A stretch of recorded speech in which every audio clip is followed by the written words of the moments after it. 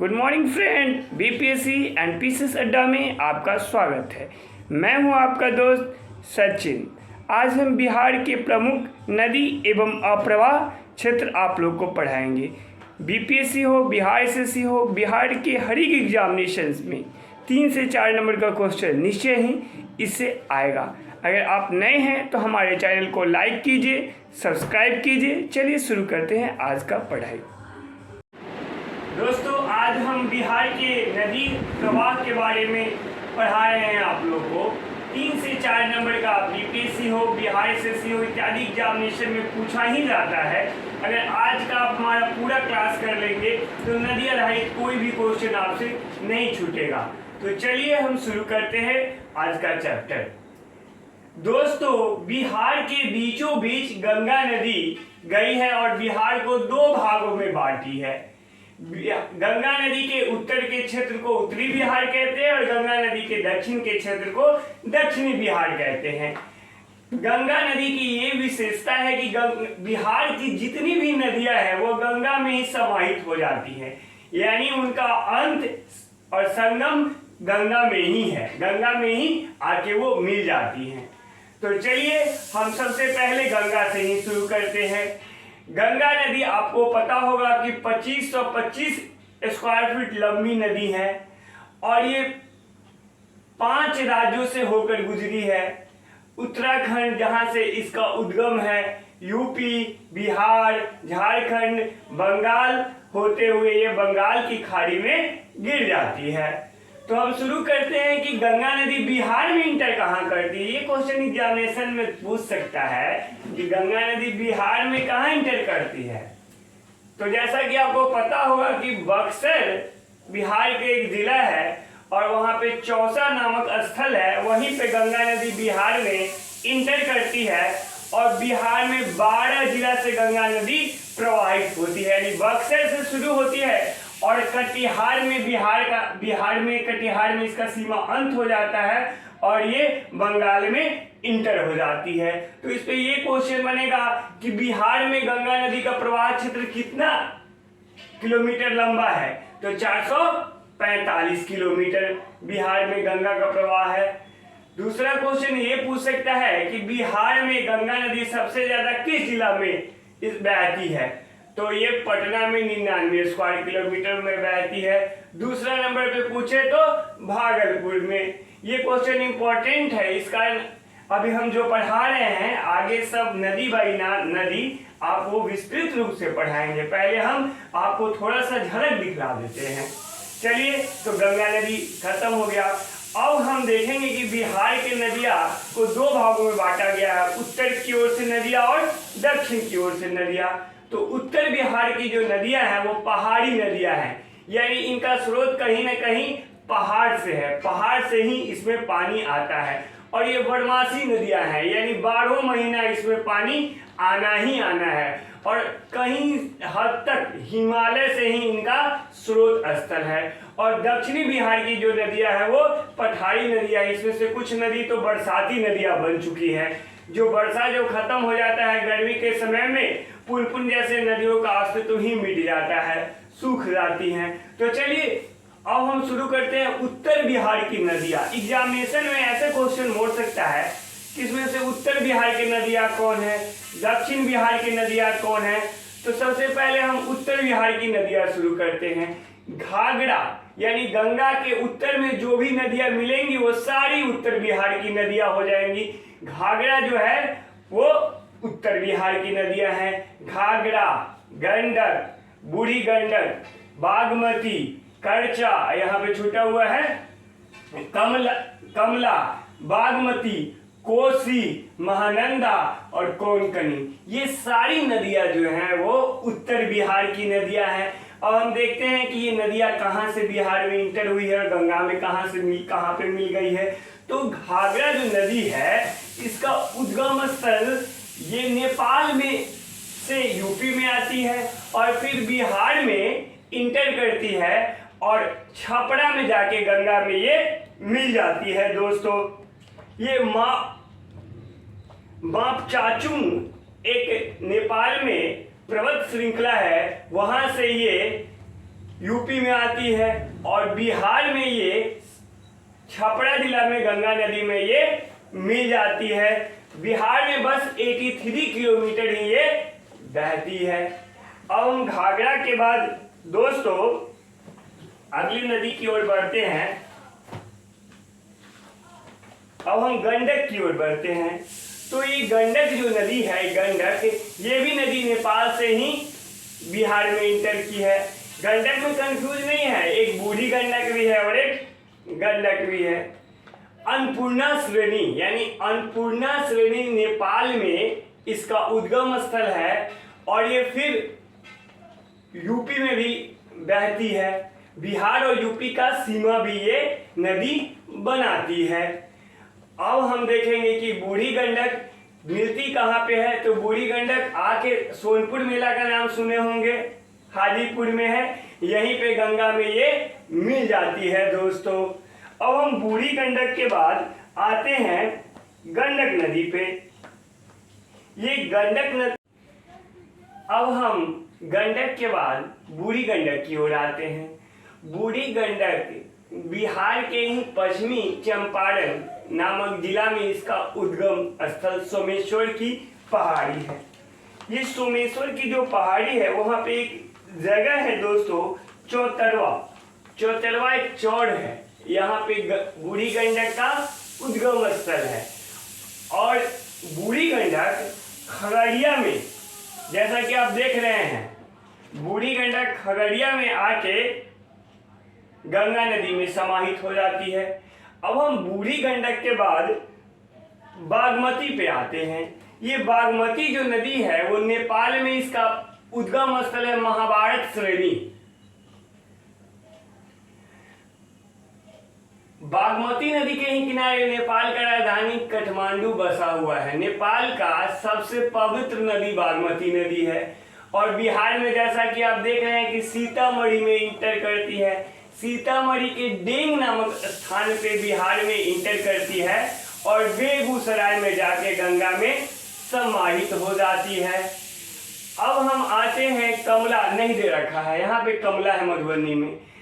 ये भी महाभारत श्रेणी, नेपाल से ही इसका उद्गम स्थल है, और बिहार के मधुबनी जयनगर में ये इंटर करती है। और इसमें विशेषता क्या है कि ये जो नदी है कमला, ये भी जाके बागमती में मिल जाती है। और एक बात बताना चाहेंगे बागमती के बारे में। बागमती जो नदी है इसका दो शाखा है, एक शाखा बूढ़ी गंडक में मिलती है और एक शाखा ये जाके कोसी में मिल जाती है।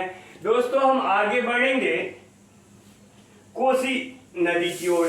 गोसाईनाथ एक स्थल है, तिब्बत और नेपाल के क्षेत्र में दोनों मिला हुआ क्षेत्र है, वहीं से इसका उद्गम स्थल है। और बिहार के सुपौल में ये इंटर करती है, और कटिहार में जाके गंगा में ये समाहित हो जाती है।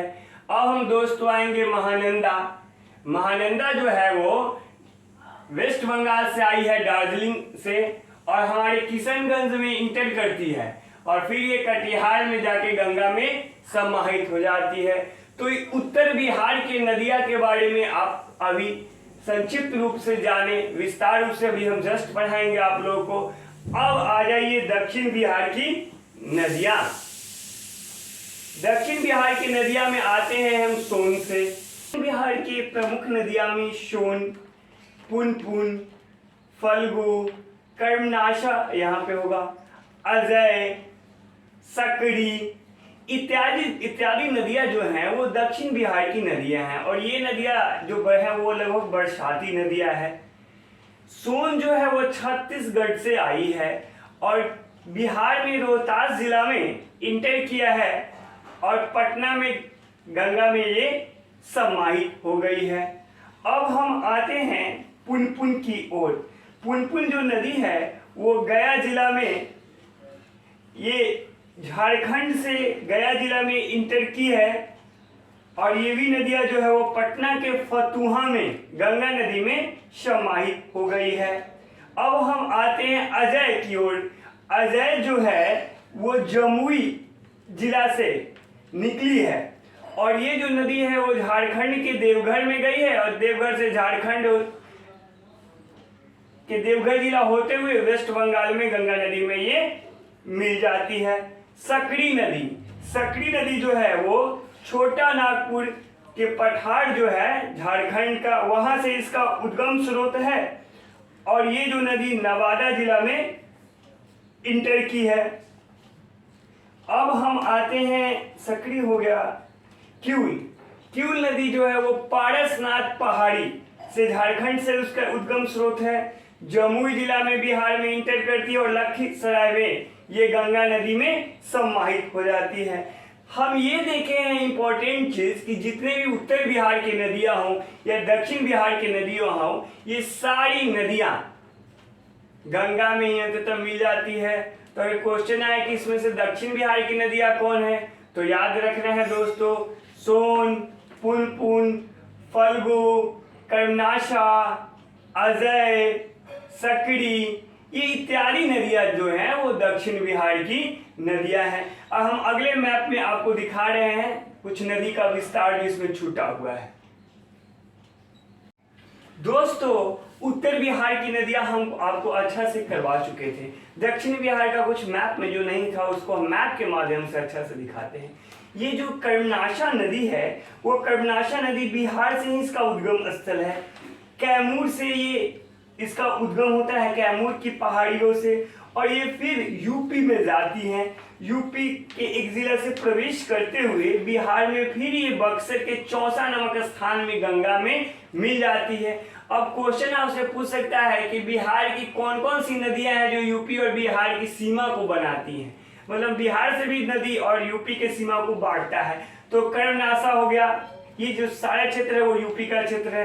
कर्मनाशा हो गया, घाघरा हो गया और गंडक हो गया। बूढ़ी गंडक नहीं, तीन नदियां जो यूपी और बिहार की सीमा को बनाती हैं वो है गंडक, बूढ़ी गंडक, गंडक, घाघरा और कर्मनाशा। तो ये क्वेश्चन इंपॉर्टेंट बना। सोन नदी का उद्गम स्थल कहाँ पे है, तो मैकाल पर्वत, ये छत्तीसगढ़ में इसका उद्गम स्थल है और बिहार में रोहतास में ये इंटर करती है और गंगा नदी में पटना में ये मिल जाती है। पुनपुन का वही है, पुनपुन झारखंड की पहाड़ियों से निकलती है और गया में बिहार में इंटर करती है और फतुहा में पटना में ये गंगा नदी में मिल जाती है। फल्गु नदी जो है वो भी गया में इसका बिहार में इंटर करती है और विष्णुपद मंदिर जो है वो फल्गु नदी के ही किनारे पे है। और पुनपुन नदी में ये फल्गु नदी देखिए, यहाँ पे पुनपुन देख रहे हैं, इसमें फल्गु नदी जाके मिल गई है और आपको पता ही कि पुनपुन फिर गंगा में जाके मिल गई है। और हम दोस्तों देखेंगे क्यूल नदी। ये जो क्यूल नदी है वो झारखंड से निकली है। झारखंड से कहाँ, तो पारसनाथ की पहाड़ी से ये क्यूल नदी निकली हुई है और बिहार में जमुई में इंटर करती है। दोस्तों, जमुई में इंटर करने के बाद ये झारखंड के देवघर में इंटर करती है और झारखंड के देवघर से ये वेस्ट बंगाल में चली जाती है और वेस्ट बंगाल से सीधे गंगा में प्रवाहित हो जाती है। अब हम अजय नदी के बारे में देखेंगे। अजय नदी जो है वो जमुई से निकली हुई है, फिर ये बंगाल में जाती है और फिर गंगा में ये प्रवाहित हो जाती हैं। तो ये है बिहार के प्रमुख नदियां। अब हम आगे दोस्तों, अब जो नदी है उत्तर बिहार की उसके बारे में हम आपको संक्षिप्त में बताना चाहेंगे। देखिए, आप लोग जूम करके देख लीजिएगा और स्क्रीनशॉट भी ले लीजिएगा। उत्तर बिहार की नदियां के बारे में कुछ है। गंगा नदी, ये नोट करने वाली बात है, उद्गम स्थल इसका है उत्तराखंड के गंगोत्री ग्लेशियर से। ये 2525 किलोमीटर में इसका लंबाई है और बिहार में 445 स्क्वायर किलोमीटर। अगर पूछे कि बिहार में कहाँ इंटर किया है, तो चौसा, बक्सर में। कितने जिले के से ये बहती है, तो 12 जिला में। सबसे ज्यादा लंबी कहाँ है, तो गंगा में। गंगा सबसे ज्यादा लंबा कहाँ है, तो पटना में। और दूसरा नंबर पे किस जिला में है, तो भागलपुर में। इसका अपवाह होता है बहने का क्षेत्र। तो ये पश्चिम, यानी पश्चिम से बिहार में इंटर करती है, पश्चिम क्षेत्र बिहार का कौन है? बक्सर। बक्सर से इंटर करती है पूरब कौन है? तो पूरब क्षेत्र है आपका कटिहार, वहां से बंगाल में प्रवाहित हो जाती है और बंगाल से होते हुए ये चली जाती है, वे अब बंगाल में गिर जाती है। अब उत्तर बिहार के प्रमुख नदियां में है। अब क्वेश्चन जैसा कि हम आपको बोले थे कि क्वेश्चन पूछता है कि इसमें से उत्तर बिहार की नदियां कौन है, आप स्क्रीनशॉट ले लीजिए। घाघरा, गंडक, बूढ़ी गंडक, बागमती, कमला, बलान, कोसी और महानंदा। कमला और बलान जब आपस में मिल जाती है तो इसी का नाम कमला बलान हो जाता है, कंफ्यूज होने का बात नहीं है। अब दक्षिण बिहार की जो नदियां हैं वो है कर्मनाशा, सोन, पुनपुन, हरवर, क्यूल और फल्गु। इसका जो अपवाह क्षेत्र है वो पश्चिम से पूरब की ओर ही है। अब हम देखते हैं घाघरा नदी के बारे में। चलिए हम आपको घाघरा के बारे में बताते हैं। ये जो घाघरा नदी है वो माँ चाचुंग हिमनद यानी तिब्बत से ये निकलती है, फिर नेपाल में इंटर करती है, नेपाल से होते हुए फिर यूपी में। तो नेपाल में इसका नाम कर्णाली पड़ता है और यूपी में यही सरयू। अयोध्या जो है वो सरयू नदी के किनारे बसा है, ऐतिहासिक हिंदू धर्म में नगरी है। टोटल इसका लंबाई घाघरा का 1080 किलोमीटर है, लेकिन बिहार में बस 83 किलोमीटर ही ये प्रवाहित होती है। अब एग्जाम में पूछता है कि इसका सहायक नदी कौन है घाघरा का? राप्ती और झड़ही इसकी सहायक नदी। सहायक नदी क्या होता है दोस्तों? एक बड़ी नदी में जो छोटी नदी मिल जाती है तो वही सहायक नदी बन जाती है। बिहार और उत्तर प्रदेश की सीमा को ये क्या करती है? बांटती है। और बिहार के छपरा में क्या हो जाती है? घाघरा नदी मिल जाती है। अब हम आएंगे गंडक के बारे में। तो गंडक और बूढ़ी गंडक में कंफ्यूजन नहीं होना है। ये नेपाल में इसका उद्गम स्रोत है, यानी नेपाल के अन्नपूर्णा श्रेणी से ये निकलती है। और बिहार के वाल्मीकि नगर आप लोगों को पता है, वहां पे वन अभियान भी है, टाइगर रिजर्व भी है यहाँ पे। और बिहार की फर्स्ट टाइगर रिजर्व है, अभी भी एक ही है, इसको मान्यता प्राप्त है। यहाँ पे जल जो होता है जिससे बाढ़ आता है उसके रोकथाम के लिए बैराज बनाया गया है और इसी बैराज पे देखिएगा कि तिरहुत नहर इत्यादि का निर्माण किया गया है। अब हम आते हैं दोस्तों हाजीपुर में जो गंडक नदी है, सोनपुर एक जगह है जहाँ मेला लगता है, वहीं गंगा में ये मिल जाती है। गंडक का अन्य नाम काली गंडक, सदानीरा, नारायणी इत्यादि है। उत्तर प्रदेश और बिहार की सीमा का निर्धारण करती है, यानी ये जो नदी है वो उत्तर प्रदेश और बिहार को बांटती है। ये क्वेश्चन एग्जामिनेशन में आता है कि सारण नहर और तिरहुत नहर किस नदी पे निर्माण किया गया है इसका? तो दोस्तों यही गंडक नदी जो है उसी से पूर्वी जो हिस्सा है वो सारण नहर जाती है और पश्चिमी जो हिस्सा है गंडक की जो जिससे बनाया गया है वो त्रिवेणी नहर जाती है। अब हम आते हैं बूढ़ी गंडक के बारे में। तो जैसा कि हम आपको बताए हैं कि ये पश्चिमी चंपारण जिला का एक पहाड़ी क्षेत्र है, सोमेश्वर की पहाड़ी, वहां पे एक चौड़ है चौतरवा, वहीं से बूढ़ी गंडक नदी निकली है। और ये पश्चिमी चंपारण होते हुए मुजफ्फरपुर होते हुए सीतामढ़ी होते हुए इत्यादि जगह होते हुए ये खगड़िया में गंगा में प्रवाहित हो जाती है। बेतिया, खगड़िया, समस्तीपुर, मुजफ्फरपुर इत्यादि स्थलों से ये गुजरी हुई है। और बिहार में अगर सबसे कोई तीव्र जिसका बहाव है यानी सबसे तेज किसी का पानी बहता है तो ये बूढ़ी गंडक की ही है। बूढ़ी गंडक का जो प्रवाह क्षेत्र है यानी पानी बहने का दिशा है, सबसे पहले उत्तर पश्चिम यानी पश्चिमी चंपारण होते हुए दक्षिण पूरब की ओर जाती है, या हल्का सा सीमांचल के एरिया को क्रॉस करते हुए जाती है। और सिकटा और बलोड़ और त्यूर इसके सहायक नदियां हैं। अब हम आते हैं बागमती नदी की ओर।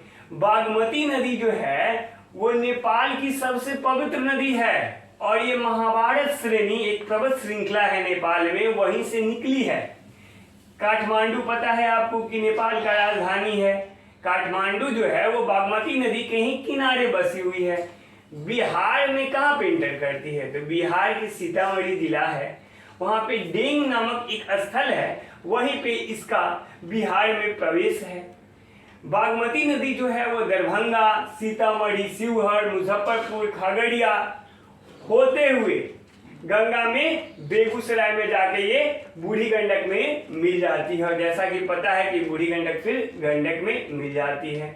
बागमती की सहायक नदी है वह है मित्रों लखनदेई। अब हम आते हैं बिहार की शोक की ओर, कोसी नदी। जैसा कि आपको पता है कि बिहार का ये शोक है और ये जो नदी है कोसी, वो गोसाईनाथ चोटी एक है नेपाल और तिब्बत के सीमा पे, वहीं से इसका उद्गम स्थल है।